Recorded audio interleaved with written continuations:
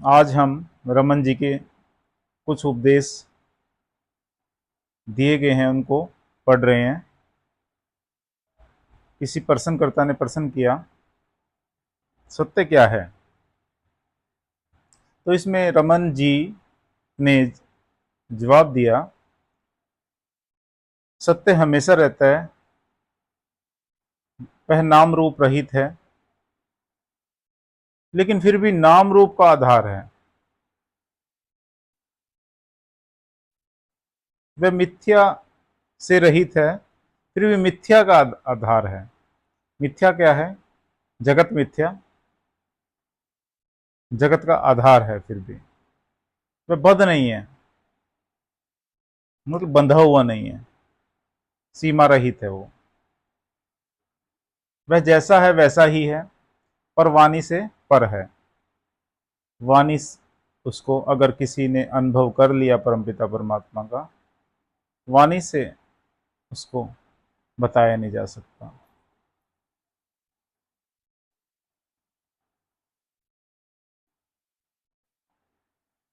वह सत असत इत्यादि शब्दों से व्यक्त होने वाले ख्यालों से पर है।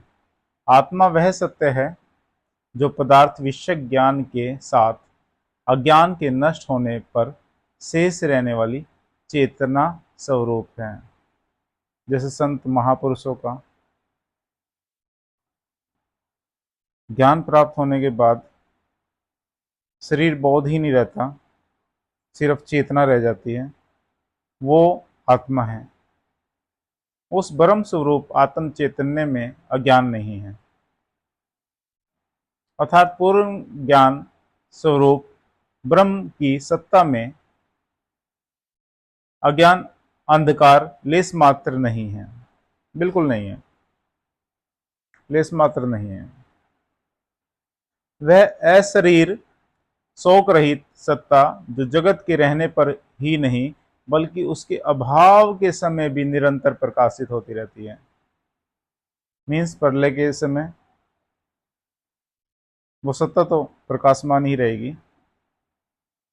वह तुम्हारा सच्चा आत्म स्वरूप है जो अंदर बाहर चिदानंद रूप में समान रूप से प्रकाशित होता रहता है। अंदर हो या बाहर हो, समान रूप से प्रकाशित होता है, इक्वली। वहां पे कोई डिस्क्रिमिनेशन नहीं है। ये डिस्क्रिमिनेशन कहते हैं ना, संसार है तो डिस्क्रिमिनेशन है। वो कास्ट के आधार पे बोल लो, फॉरेन में, यूरोपियन कंट्री में रेशियल आधार पे काले गोरे का डिस्क्रिमिनेशन। अगर कास्ट के आधार पे खत्म हो जाए तो अमीर गरीब का डिस्क्रिमिनेशन। अज्ञानता में तो डिस्क्रिमिनेशन ही है। जो संत पुरुष है उसके लिए कोई डिस्क्रिमिनेशन नहीं है, कबीर के लिए कोई डिस्क्रिमिनेशन नहीं है। जब तक अज्ञानता है डिस्क्रिमिनेशन रहेगा। जो ये डिस्क्रिमिनेशन की बात करते हैं सबसे ज्यादा उन्हीं के अंदर अज्ञानता है।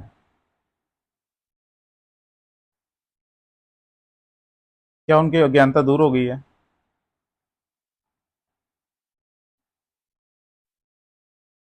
अज्ञानता है तो डिस्क्रिमिनेशन है, और संसार में अज्ञानता का भंडार है। ज्ञानी तो एक संत पुरुष ही हो सकता है, पूर्ण पुरुष ही हो सकता है, बाकी तो लगे हुए हैं ना, मेरा तेरा।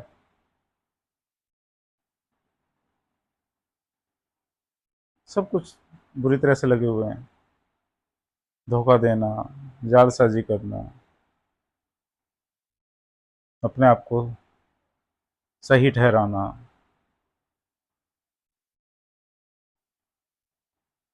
ये चीजें तो संसार है तो रहेगी। संतों को संसार खत्म हो जाता है ना।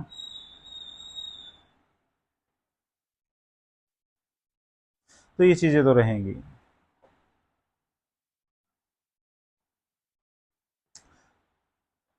वह परमात्मा परमानंद में सत्य है, मौन ही उसका स्वरूप है।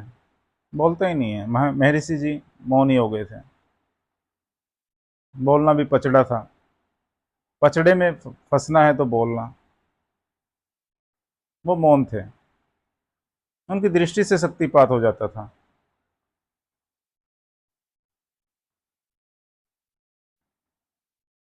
योग्य जो होता था, उन्होंने उन लोगों ने बहुत बेनिफिट उठाया, क्योंकि योग्यता भी तो चाहिए ना, पात्रता भी तो चाहिए ना। पात्रता है तो आपको वो चीज संतों के संग से पता नहीं क्या मिल जाए। तथा सब ज्ञानी जन उसी को अखंड ज्ञान की अवस्था कहते हैं। समझ लो कि ज्ञान ही वैराग्य और विशुद्धि है। ज्ञान ईश्वर साजुन्य सायुज्य है। वह ज्ञान जिसमें आत्मा की कभी भी विस्मृति नहीं है। आत्मा की विस्मृति तो हमको याद भी नहीं है ना। किसको याद है आत्मा की? आत्मा की स्मृति तो नहीं ना, पता नहीं ना हमारे को। आत्मा की विस्मृति ही रहती है, और ज्ञानी को आत्मा की विस्मृति होती ही नहीं है। यहां से हम अपना जजमेंट कर सकते हैं। कितनी बार आत्मा के बारे में सोचते हैं हम? साल में, 2 साल में, 5 साल में? डेली की बात तो छोड़ो, लेकिन ज्ञानी जन को अक्षण मात्र भी आत्मा की विस्मृति नहीं होती। यहां से हम अपना जजमेंट कर सकते हैं। हम तो को तो विस्मृति ही रहती है। विस्मृति किसकी नहीं होती हमको? धन की, पद की, प्रतिष्ठा की विस्मृति नहीं होती। अहम भाव की विस्मृति नहीं होती। इन चीज़ों में ही उलझे हुए हैं। लेकिन ज्ञानी को विस्मृति आत्मा की कभी भी नहीं होती। अब वो अमृत तत्व है, ज्ञान सब कुछ है। ये क्वेश्चन था और उनका आंसर महर्षि जी ने दिया। बोलो रमन महर्षि महाराज जी की जय।